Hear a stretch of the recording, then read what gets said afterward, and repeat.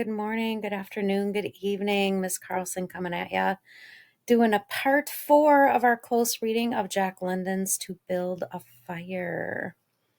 When last we met, let's see, this is where we left off.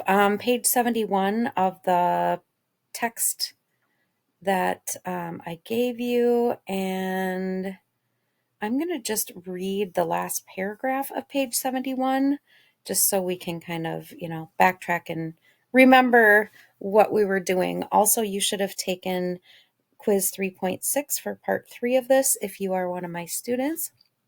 If you're just watching and not one of my students, welcome, and thank you for watching. Okay. Page 71, last paragraph. All this the man knew. The old man on Sulphur Creek had told him about it, and now he was grateful for the advice. Already all feeling had gone from his feet. To build the fire, he had been forced to remove his mittens, and the fingers had quickly become numb. His pace of 4 miles an hour had kept his heart pushing the blood to all parts of his body, but the instant he stopped, the action of the heart slowed down. He now received the full force of the cold. The blood of his body drew back from it. The blood was alive like the dog. Like the dog, it wanted to hide and seek cover away from the fearful cold. As long as he walked 4 miles an hour, the blood rose to the surface, but now it sank down into the lowest depths of his body. His feet and hands were the first to feel its absence. His wet feet froze first. His bare fingers were numb, although they had not yet begun to freeze. I always forget to put this on presentation mode. Nose and face were already freezing, while the skin of all his body became cold as it lost its blood. But he was safe. Toes and nose and face would be only touched by the frost because the fire was beginning to burn with strength. He was feeding it with sticks the size of his finger. In another minute, he would be able to feed it with larger branches. Then he could remove his wet moccasins and socks. While they dried, he could keep his naked feet warm by the fire, rubbing them first with snow. That's kind of curious. My brain goes, why is he rubbing them with snow? The fire was a success. He was safe. He remembered the advice of the old man on Sulphur Creek and smiled. The man had been very serious when he said that no man should travel alone in that country after 50 below zero. Well, here he was. He had had the accident, he was alone, and he had saved himself. Those old men were rather womanish, he thought. Ooh, that kind of brings some alarm bells to my mind. These are men, this old man on Sulphur Creek has been around a very long time. So to dismiss any of his advice, I don't think that's the wisest. All a man must do was to keep his head, and he was all right. Remember, this guy, this protagonist, is very much all about nothing below the surface thinking, right? He thinks he's got it all figured out, the facts, and, that he's the one in charge. Mother Nature's got nothing on him. Any man who was a man could travel alone, but it was surprising the rapidity with which his face and nose were freezing. So his face and nose are freezing at a very rapid pace, he's finding out. And he had not thought his fingers could lose their feeling in so short a time. Without feeling they were, because he found it very difficult to make them move together to grasp a stick. They seemed far from his body and from him. When he touched a stick, he had to look to see whether or not he was holding it. Ooh, that is frightening. All of which mattered little. There was the fire, promising life with every dancing flame. He started to untie his moccasins. They were coated with ice. The thick socks were like iron almost to the knees. The moccasins' strings were like ropes of steel. So these are really good similes that they're giving for the fact that these things are frozen solid, right? Solid as iron, solid as steel. For a moment, he pulled them with his unfeeling fingers. Then, realizing the foolishness of it, he grasped his knife. But before he could cut the strings, it happened. It was his own fault, or instead, his mistake. This is interesting because we didn't think the guy thought he could make any mistakes, right? Well, here's one. He should not have built the fire under the pine tree. He should have built it in an open space. But it had already been easier to pull the sticks from the bushes and drop them directly on the fire. So he went the easy route, and now the tree under which he had done this carried a weight of snow on its branches. No wind had been blowing for weeks, and each branch was heavy with snow. Each time he pulled a stick, he shook the tree slightly. There had been just enough movement to cause the awful thing to happen. High up in the tree, one branch dropped its load of snow. This fell on the branches beneath. This process continued, spreading through the whole tree. The snow fell without warning upon the man and the fire was dead. Where it had burned was a pile of fresh snow. The man was shocked. It was like hearing his own judgment of death. For a moment he sat and stared at the spot where the fire had been. Then he grew very calm. Perhaps the old man on Sulphur Creek was right. Now he's starting to think below the surface a little bit here. If he had a companion on the trail, he would be in no danger now. The companion could have built the fire. Now he must build the fire again, and this second time he must not fail.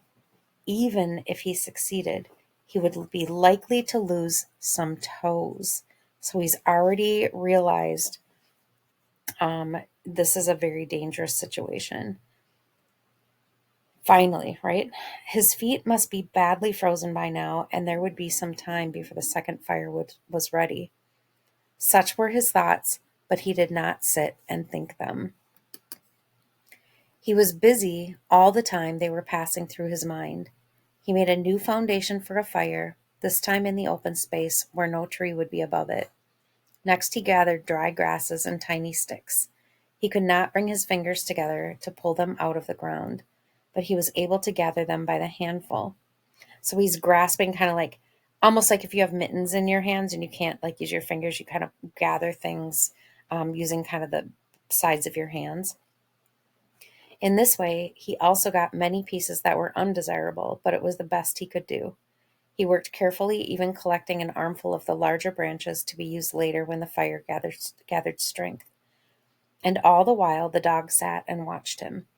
There was an anxious look in its eyes, because it depended upon him as the fire provider, and the fire was slow in coming. When all was ready, the man reached in his pocket for the second piece of tree bark. He knew the bark was there, although he could not feel it with his fingers. He tried again and again, but he could not grasp it. And all the time in his mind he knew that each instant his feet were freezing. This thought alarmed him, but he fought against it and kept calm. He pulled on his mittens with his teeth and began swinging his arms. Then he beat his hands with all his strength against his sides. He did this while he was sitting down. Then he stood up to do it. All the while the dog sat in the snow, its tail curled warmly over its feet, and its sharp wolf ears bent forward as it looked at the man. And the man, as he waved his arms and hands, looked with longing at the creature that was warm and secure in the covering provided by nature. After a time, he began to notice some feeling in his beaten fingers. The feeling grew stronger until it became very painful, but the man welcomed the pain. He pulled the mitten from his right hand and grasped the tree bark from his pocket. The bare fingers were quickly numb again. Next, he brought out his pack of matches, but the awful cold had already driven the life out of his fingers. In his effort to separate one match from the others, the whole pack fell in the snow. He tried to pick it out of the snow, but failed. The dead fingers could neither touch nor hold. Now he was very careful. He drove the thought of his freezing feet and nose and face from his mind. He devoted his whole soul to picking up the matches. He followed the movement of his fingers with his eyes, using his sense of sight instead of that of touch. When he saw his fingers on each side of the pack, he closed them. That is, he willed to close them, because the fingers did not obey. He put the mitten on the right hand again and beat it fiercely against his knee.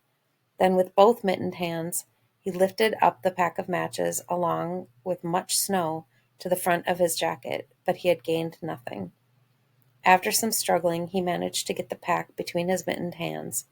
In this manner, he carried it to his mouth. The ice broke as he opened his mouth with fierce effort. He used his upper teeth to rub across the pack in order to separate a single match. He succeeded in getting one, which he dropped on his jacket. His condition was no better. He could not pick up the match. So I hope as you're following along here, you're realizing the exceeding danger this man is in. This is a very, very dangerous place that he's in right now. Then he thought how he might do it. He picked up the match in his teeth and drew it across his leg. 20 times he did this before he succeeded in lighting it. As it flamed, he held it with his teeth to the tree bark, but the burning smell went up his nose, causing him to cough. The match fell into the snow and the flame died. I don't know about you all, but I'm starting to feel very, very scared for this guy. I get kind of a pit in my stomach when I get to this point in the story. The old man on Sulphur Creek was right, he thought in the moment of controlled despair that followed. After 50 below zero, a man should travel with a companion. He beat his hands, but failed to produce any feeling in them. Suddenly he bared both hands, removing the mittens with his teeth. He caught the whole pack of matches between his hands. His arm muscles were not frozen, and he was able to press the hands tightly against the matches. Then he drew the whole pack along his leg. It burst into flame, 70 matches at once. There was no wind to blow them out. He kept his head to one side to escape the burning smell, and held the flaming pack to the tree bark. As he so held it, he noticed some feeling in his hand. His flesh was burning. He could smell it. Ugh. The feeling developed into pain. He continued to endure it. He held the flame of the matches to the bark that would not light readily, because his own burning hands were taking most of the flame. Finally, when he could endure no more, he pulled his hands apart. The flaming matches fell into the snow, but the tree bark was burning. He began laying dry grasses and the tiniest sticks on the flame. He could not choose carefully because they must be pieces that could be lifted between his hands. Small pieces of green grass stayed on the sticks, and he bit them off as well as he could with his teeth. He treated the flame carefully. It meant life, and it must not cease. The blood had left the surface of his body, and he now began to shake from the cold. A large piece of wet plant fell on the little fire. He tried to push it out with his fingers. His shaking body made him push it too far, and he scattered the little fire over a wide space. He tried to push the burning grasses and sticks together again. Even with the strong effort that he made, his trembling fingers would not obey, and the sticks were hopelessly scattered. Each stick smoked a little and died. The fire provider had failed. The fire provider is him, right? As he looked about him, his eyes noticed the dog sitting across the ruins of the fire from him. It was making uneasy movements, slightly lifting one foot and then the other. The sight of the dog put a wild idea into his head. He remembered the story of the man caught in a storm who killed an animal and sheltered himself inside the dead body and thus was saved. He would kill the dog and bury his hands in the warm body until feeling returned to them. Then he could build another fire. He spoke to the dog, calling it to him, but in his voice was a strange note of fear that frightened the animal. It had never known the man to speak in such a tone before. Something was wrong, and it sensed danger. It knew not what danger, but somewhere in its brain arose a fear of the man. It flattened his ears at the sound of the man's voice. Its uneasy movements and the liftings of its feet became more noticeable. But it would not come to the man. He got down on his hands and knees and went toward the dog. But this unusual position again excited fear, and the animal moved away. The man sat in the snow for a moment and struggled for calmness. Then he pulled on his mittens, using his teeth, and then stood on his feet. He glanced down to assure himself that he was really standing, because lack of feeling in his feet gave him no relation to the earth. His position, however, removed the fear from the dog's mind. When he commanded the dog with his usual voice, the dog obeyed and came to him. As it came within his reach, the man lost control. His arms stretched out to hold the dog, and he experienced real surprise when he discovered that his hands could not grasp. There was neither bend nor feeling in the fingers. He had forgotten for the moment that they were frozen and that they were freezing more and more. All this happened quickly, and before the animal could escape, he encircled its body with his arms. He sat down in the snow and in this fashion held the dog while it barked and struggled. I don't know about y'all. I feel for the man, but I also feel for the dog. I love dogs so much, and I'm afraid for both of them. But it was all he could do, hold its body encircled in his arms and sit there. He realized he could not kill the dog. There was no way to do it. With his frozen hands, he could neither draw nor hold his knife, nor could he grasp the dog around the throat. He freed it, and it dashed wildly away, still barking. It stopped 40 feet away and observed him curiously, with ears sharply bent forward. The man looked down at his hands to locate them and found them hanging on the ends of his arms. He thought it was curious that it was necessary to use his eyes to discover where his hands were. He began waving his arms, beating the mittened hands against his sides. He did this for 5 minutes. His heart produced enough blood to stop his shaking, but no feeling was created in his hands. A certain fear of death came upon him. He realized that it was no longer a mere problem of freezing his fingers and toes or of losing his hands and feet. Now it was a problem of life and death, with the circumstances against him. The fear made him lose control of himself, and he turned and ran along the creek bed on the old trail. The dog joined him and followed closely behind. The man ran blindly in fear, such as he had never known in his life. Slowly, as he struggled through the snow, he began to see things again: the banks of the creek, the bare trees, and the sky. The running made him feel better. He did not shake any more. Maybe if he continued to run, his feet would stop freezing. Maybe if he ran far enough, he would find the camp and the boys. Without doubt, he would lose some fingers and toes and some of his face. But the boys would take care of him and save the rest of him when he got there. And at the same time, there was another thought in his mind that said he would never get to the camp and the boys. It told him that it was too many miles away, that the freezing had too great a start, and that he would soon be dead. He pushed this thought to the back of his mind and refused to consider it. Sometimes it came forward and demanded to be heard, but he pushed it away and tried to think of other things. It seemed strange to him that he could run on feet so frozen that he could not feel them when they struck the earth and took the weight of his body. He seemed to be flying along above the surface and to have no connection with the earth. I'm thinking at this point he probably is suffering from hypothermia, and it's kind of causing him to be delirious. That and probably a combination of, fear and things like that. His idea of running until he arrived at the camp and the boys presented one problem. He lacked the endurance. Several times he caught himself as he was falling. Finally, he dropped to the ground, unable to stop his fall. When he tried to rise, he failed. He must sit and rest, he decided. Next time he would merely walk and keep going. As he sat and regained his breath, he noticed that he was feeling warm and comfortable. That's a very, very telltale sign of hypothermia.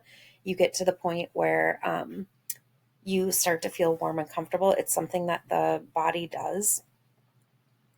He was not shaking, and it even seemed that a warm glow had come to his body. And yet, when he touched his nose or face, there was no feeling.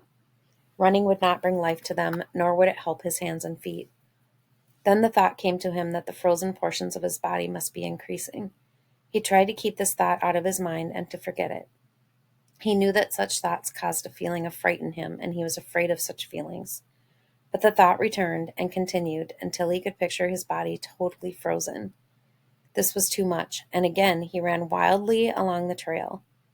Once he slowed to a walk, but the thought that the freezing of his body was increasing made him run again. And all the time the dog ran with him at his heels. When he fell a second time, the dog curled its tail over its feet and sat in front of him, facing him, curiously eager. The warmth and security of the animal angered him. He cursed it until it flattened its ears. This time, the shaking, because of the cold, began more quickly. He was losing his battle with the frost. It was moving into his body from all sides. This thought drove him forward, but he ran no more than 100 feet when he fell head first. It was his last moment of fear.